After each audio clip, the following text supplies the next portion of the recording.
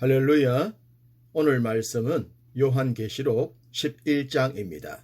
두 정인, 두 감람나무, 두 촛대라는 주제로 말씀을 전하겠습니다.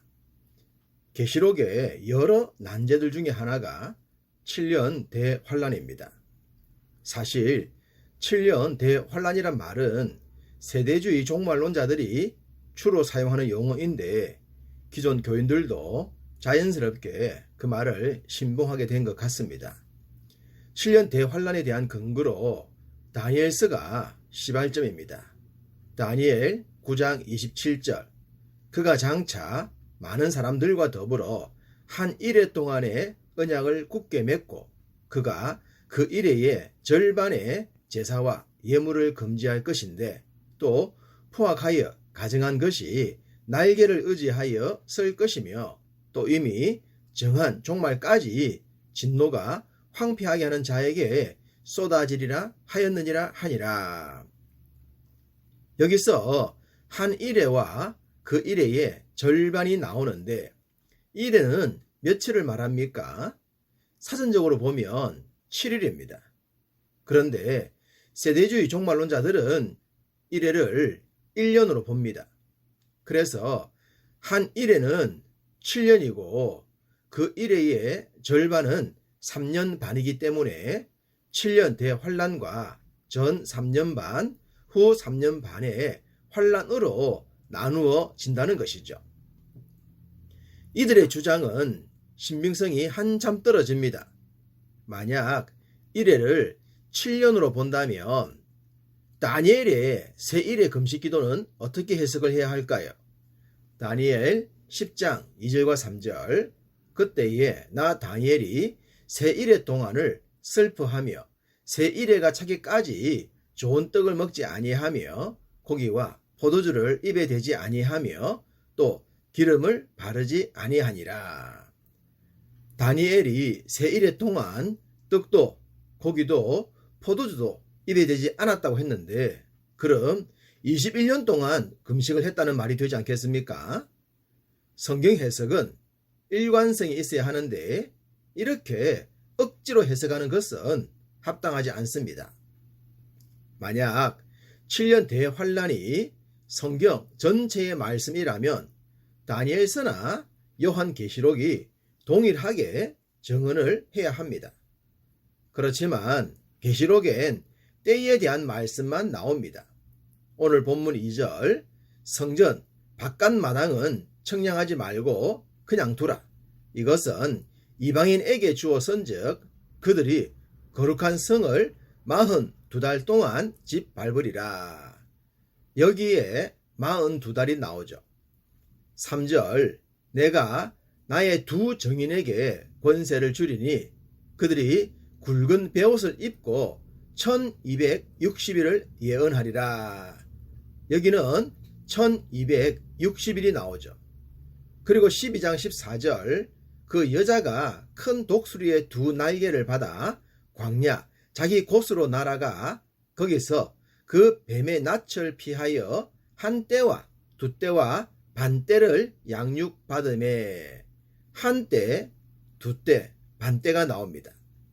이 세 구절을 정리하면 42달 이꼴 1260일 이꼴 한 떼, 두 떼, 반 떼가 됩니다. 모두가 3년 반으로 동일한 내용입니다. 요한계시록은 7년 환란을 이야기하는 것이 아니라 3년 반의 환란을 이야기하고 있습니다. 그럼에도 불구하고 7년 대환란을 믿고 싶은 사람들은 이것을 대환란의 후 3년 반이라고 하면서 다니엘의 이야기를 가지고 와서 대환란의 전 3년 반이라고 하는 겁니다. 만약에 정말로 대환란이 전 3년 반과 후 3년 반으로 나누어진다면 왜 계시록에 정확하게 기록을 하지 않았을까요? 동일한 종말의 이야기를 하려면 일치해야 하는데 말입니다. 그럼 3년 반이 실제 날수냐 상징수냐 라는 의문을 가져보는 겁니다. 앞서 나왔던 14만 4천보다는 1291 이라는 말은 훨씬 구체적입니다. 그러니 실제 수일 가능성이 높겠죠. 물론 더 정확한 것은 때가 되면 알 수 있겠지만 일단 이 정도까지만 생각을 하면 좋을 것 같습니다. 3년 반의 대환란, 그때는 어떤 일들이 일어날까요? 2절과 3절, 성전 바깥마당은 청량하지 말고 그냥 두라. 이것은 이방인에게 주었은즉 그들이 거룩한 성을 42달 동안 짓밟으리라. 내가 나의 두 증인에게 권세를 주리니 그들이 굵은 베옷을 입고 1260일을 예언하리라. 하나님의 성전이 더럽혀지고 하나님의 종들은 더욱 열심히 하나님의 말씀을 전하는 시기라고 합니다. 지금도 교회는 반대자들에 의해 많은 공격을 받고 있지 않습니까? 그러나 앞으로 정말로 큰 환난을 받을 때가 올 것입니다. 그때까지 우리가 살아있다면 우리는 하나님의 말씀에 확실하게 무장이 되어 있어야 할 겁니다. 그렇지 않으면 환난을 이겨내기 어렵기 때문입니다. 이 환난의 때에 하나님의 말씀을 전하도록 사명을 받은 자들이 등장합니다. 3절에 두 증인입니다. 그럼 구체적으로 두 증인은 누구를 말할까요? 4절, 그들은 이 땅의 주 앞에 서 있는 두 감람나무와 두 촛대니라고 했습니다. 촛대는 이미 앞에서 교회라고 했습니다. 그러면 두 감람나무가 무엇을 말할까? 10절, 이 두 선지자가 땅에 사는 자들을 괴롭게 한 고로 땅에 사는 자들이 그들의 죽음을 즐거워하고 기뻐하여 서로 예물을 보내리라 하더라. 두 증인을 두 선지자라고 합니다. 그러면 두 증인은 두 감람나무도 되고 두 선지자도 된다는 말입니다. 이렇게 보았을 때 두 증인은 세상으로부터 핍박을 받는 교회와 교회의 사역자라고 보는 것이 아주 자연스럽겠습니다. 하나님의 성전, 곧 교회가 악한 세력들에게 핍박받을 때에 마지막 시대 사명을 가진 교회와 사역자가 힘써 말씀을 전가하고 있다는 겁니다. 5절과 6절, 만일 누구든지 그들을 해하고자 하면 그들의 입에서 불이 나와서 그들의 원수를 삼켜버릴 것이요, 누구든지 그들을 해하고자 하면 반드시 그와 같이 죽임을 당하리라. 그들이 권능을 가지고 하늘을 닫아 그 예언을 하는 날 동안 비가 오지 못하게 하고, 또 권능을 가지고 물을 피로 변하게 하고 아무 때든지 원하는 대로 여러 가지 재앙으로 땅을 치리로다. 종말의 때가 오면 강력한 말씀의 능력자들이 등장하여 하나님의 뜻을 확실하게 성취할 것입니다.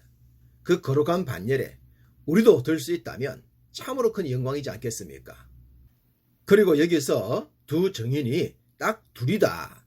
그리고 1261도 정확한 숫자다 라고만 볼 필요는 없습니다. 얼마든지 상징수가 될 수 있죠. 그러나 분명한 것은 두 증인이 1260일 동안 주님 다시 오실 때까지 마지막 사역을 감당하게 될 것이라는 사실입니다. 7절, 그들이 그 정언을 마칠 때에 무저갱으로부터 올라오는 짐승이 그들과 더불어 전쟁을 일으켜 그들을 이기고 그들을 죽일 터인즉. 사명자는 어느 시대나 사명을 다하면 죽게 됩니다. 그것이 자연사가 되든 순교가 되든 죽음을 피할 수는 없죠. 주를 위해 살고 주를 위해 죽는 것, 그것이 성도요 사명자의 존재 목적입니다. 8절, 그들의 시체가 큰 성길에 있으리니 그 성은 영적으로 하면 소돔이라고도 하고 애굽이라고도 하니 곧 그들의 주께서 십자가에 못 박히신 곳이라. 큰 성 곧 소돔이요 애굽이라는 곳, 주님께서 십자가에 못 박히신 곳에 길에 버림을 당한다고 합니다. 주님이 서신 곳에 함께 서는 영광이 보이지 않습니까? 이 두 증인을 죽인 자는 무저갱으로부터 올라온 짐승으로 사탄을 말합니다. 사탄은 자신의 종말이 임하는 마지막 순간까지 하나님의 나라를 박해하고 주의 종들을 핍박할 것입니다. 그야말로 최후의 발악이죠. 비록 두 증인이 무덤에 묻히지도 못할 정도로 버림을 당하지만 그것이 끝이 아니라는 사실입니다. 11절과 12절 3일 반 후에 하나님께로부터 생기가 그들 속에 들어가매 그들이 발로 일어서니 구경하는 자들이 크게 두려워하더라. 하늘로부터 큰 음성이 있어 이리로 올라오라 함을 그들이 듣고 구름을 타고 하늘로 올라가니 그들의 원수들도 구경하더라. 그들은 3일 반 후에 부활을 하여 천국으로 올라간다고 말씀하고 있습니다. 할렐루야! 이 모습이 바로 믿음으로 살아가는 모든 성도들이지 않겠습니까? 생명과 죽음 그리고 부활을 주관하시는 주가 우리의 하나님이십니다. 그분만 믿고 따른다면 어떤 시대적 악함이 오더라도 능히 이겨내게 될 줄로 믿습니다. 오늘도 그와 같은 믿음으로 삶의 현장에서 믿음의 사람답게 생활하시기를 주님의 이름으로 축복합니다.